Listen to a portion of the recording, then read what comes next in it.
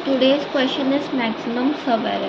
Maximum सब array का जो लीड कोड में क्वेश्चन है उसका एग्जांपल दिया हुआ है। हमारे पास एक एरे है nums -2, 1, -3, 4, -1, 2, 1, -5 एंड 4।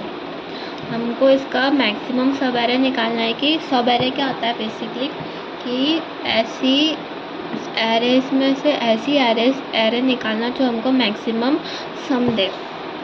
तो इसमें मैक्सिमम सब एरे क्या क्या हो सकती है, ये 3 हो सकती है, ये हो सकती है, ये हो सकती है, या फिर पूरी जो एरे है वो खुद भी मैक्सिमम सब एरे हो सकती है। तो अब इसको कैसे निकालना है वो हम देखेंगे। इसमें फर्स्ट हम देखेंगे ब्रूट फोर्स अप्रोच, सेकंड इसका बेटर सॉल्यूशन देखेंगे, थर्ड इसका ऑप्टिमल सॉल्यूशन देखेंगे, साथ ही में हम इसके टाइम कॉम्प्लेक्सिटी भी देखेंगे। तो फर्स्ट आ जाता है हमारा brute force approach. Brute force approach क्या कहता है? ब्रूट फोर्स अप्रोच से हम लोग कैसे कर सकते हैं, ये हमारा एरे है,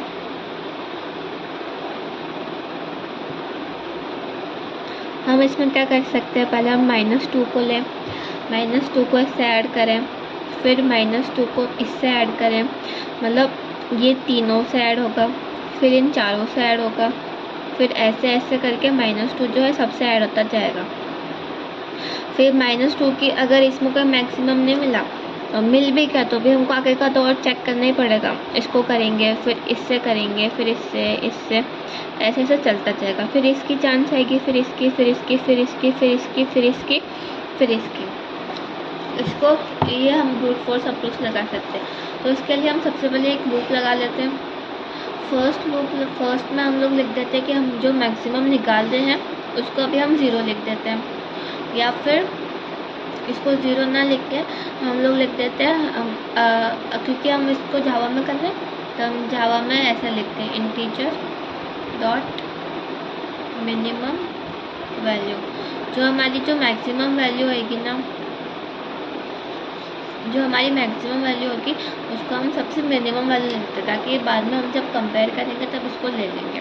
फिर हम इसमें जो हमको सम कराना है उसको एक बार 0 ले लेते हैं, फिर एक फोर लूप लगाते हैं जिसमें क्या होगा, फोर लूप चलेगा i = 0, i n, n क्या है नम स्पॉट लेंथ, देन i++। एक लूप ये लग जाएगा। फिर एक लूप लगाएंगे j पॉइंटर का, j = i कर देंगे, i से आगे का चलेगा, j n and j++।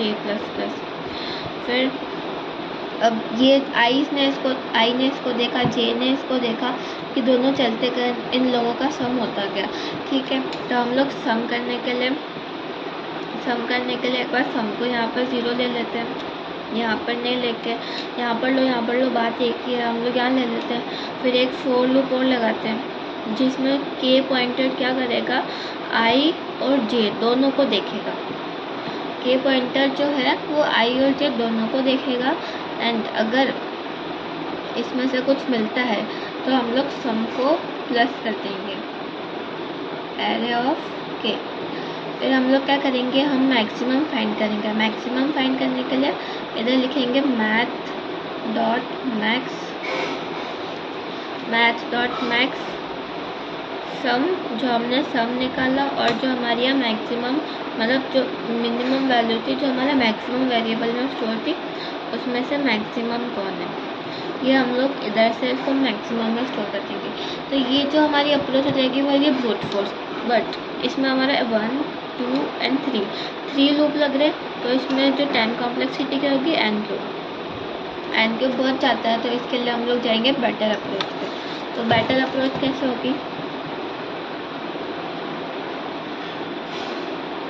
Better approach में क्या करेंगे,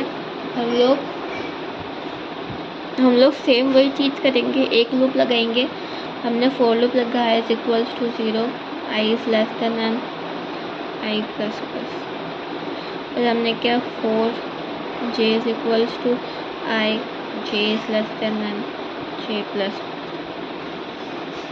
फिर इधर लिखा कि जो सम है वो हो जाएगा एरे ऑफ j। मतलब उधर से हमने एक लूप हटा दिया के वाले का। हमने जो नीचे हम लोग काम कर रहे थे उसको हमने यहाँ पर लिख दिया। यहीं पर ही हम लोग इसका मैक्सिमम निकाल लेंगे।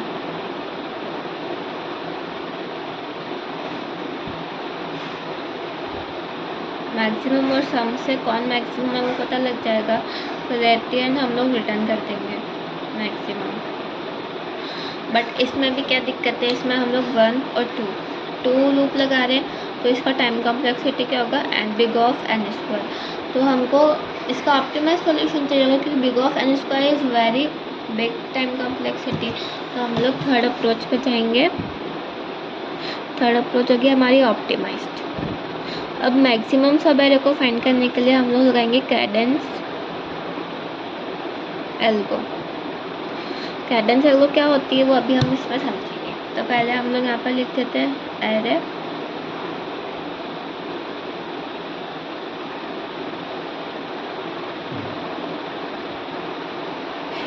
तो सब में जैसे हमने लिया कि मैक्सिमम जो वैल्यू है हमारी उसको हम लोग मिनिमम ले लेते हैं। इंटीजर की जितनी जो लास्ट मिनिमम वैल्यू है,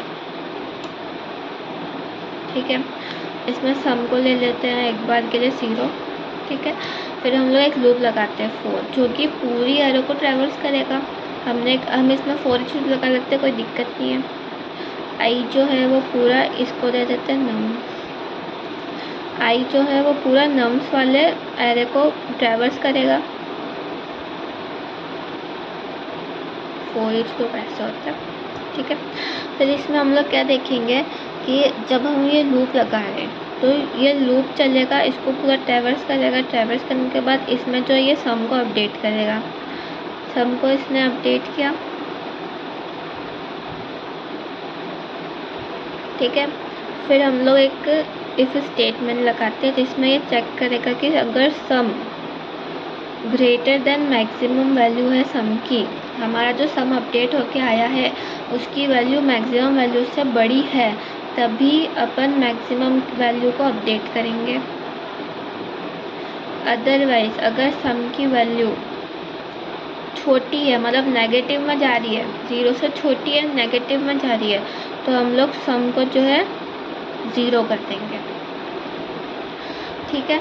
फिर बाद में हम लोग क्या करेंगे, रिटर्न कर देंगे मैक्सिमम वैल्यू। अब ये चीज़ कैसे हो रही है वो देखते हैं। पहले हमारे पास आता है -2। -2 को हम लोग ट्रैवर्स किया, हमने देखा सम, तो हमारा सम क्या था, पहले तो 0 था। फिर हमने इसमें ऐड किया -2, तो हमारा सम अपडेट हो गया -2। फिर हमने चेक किया कि -2 जो है वो मैक्सिमम वैल्यू से बड़ा है क्या। तो अब माइनस नेगेटिव्स में क्या होता है, जैसे ये -2 है, तो ये जो -2 है वो जो हमारी नेगेटिव वैल्यू होगी वो सबसे छोटी होगी।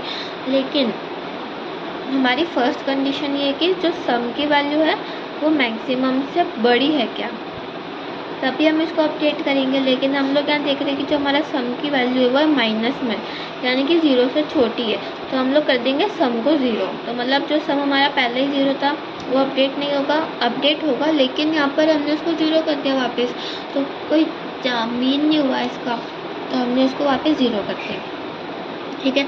फिर वापस हम लोग आए 1 पे। हमने देखा क्या 1 इसमें आ सकता है, तो हमने यहाँ 1 देखा, 1 आया वापस, 1 ऐड हुआ, तो हमने यहाँ पर देखा 1 हुआ, तो 1 is greater than maximum value, yes it is greater than, तो हमने मैक्सिमम को अपडेट कर दिया और 1 हो गया मैक्सिमम, ठीक है।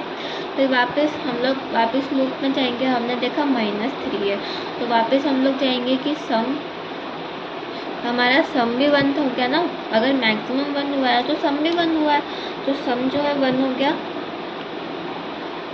और जो हमारा अभी जो हमारे पास वैल्यू आई वो है -3, तो हम -3 इसमें ऐड करते हैं तो हमको मिलता है -2।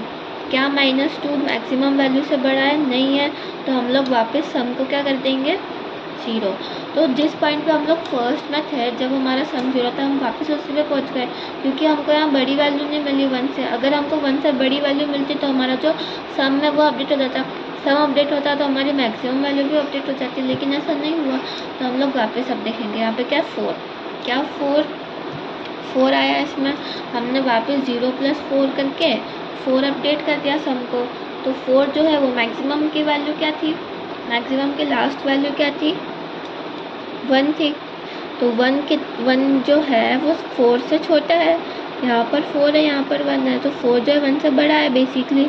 तो हम इसको अपडेट कर देंगे। अब हमारा मैक्सिमम 1 से क्या हो जाएगा, अब हमारा जो मैक्सिमम वैल्यू है वो 1 से क्या हो जाएगा, 4 हो जाएगा।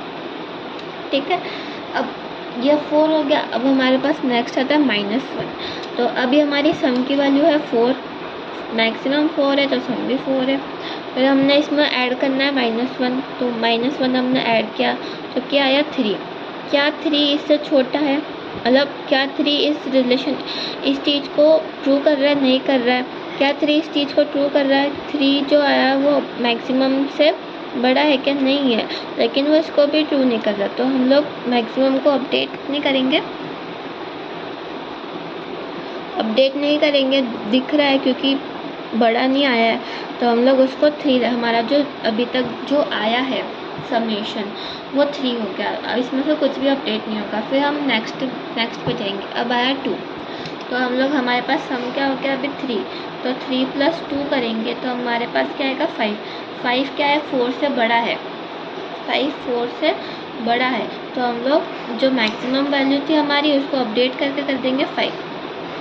ठीक है, मैक्सिमम वैल्यू हो गई 5 और जो सम था हमारा वो क्या हो जाएगा, सम हमारा सम भी 5 है क्योंकि सम से अपडेट होकर मैक्सिमम आया है ना। तो सम भी 5 है और मैक्सिमम वैल्यू भी 5 हो गई। अब हमारा 2 हो गया, 1 पे जाएंगे, 5 + 1 करेंगे तो हमारे पास आया 6।